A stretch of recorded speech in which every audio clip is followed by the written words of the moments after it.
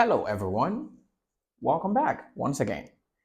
Today I will be talking about something that really hits close to home, trespass. Now, trespass might seem like a pretty simple concept, but the legal implications of trespass are more complex than you might think.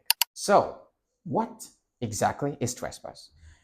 In its simplest form, trespass can be as simple as someone walking across your garden without your permission, or as complex as someone breaking into your home. There are two types of trespass you should know. There's criminal trespass and civil trespass. Civil trespass involves someone unknowingly walking into your property, while criminal trespass might involve someone intentionally walking into your property, probably breaking in, with no right to be there. The emphasis is on intention.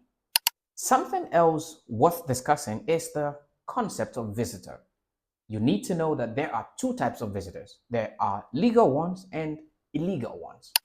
Imagine this. Your friend invites you over to his apartment for a chat.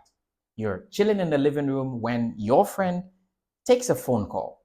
You get a little bit curious and you make your way up to his bedroom where he definitely didn't invite you to go. Now, here is the thing. You were a legal visitor when you were in the living room where he invited you to be. But the moment you made your way up to his bedroom, you crossed the line.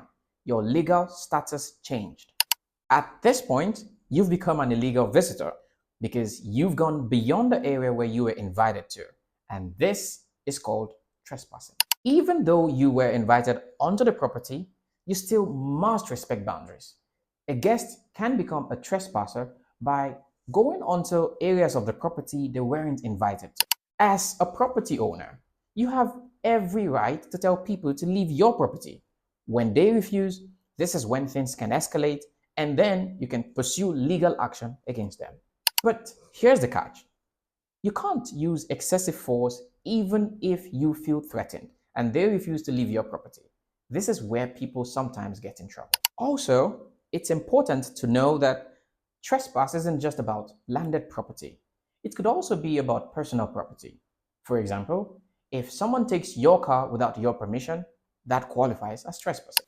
At this point, the question is, how do you protect yourself from trespassers and what should you do if someone enters into your property without your consent?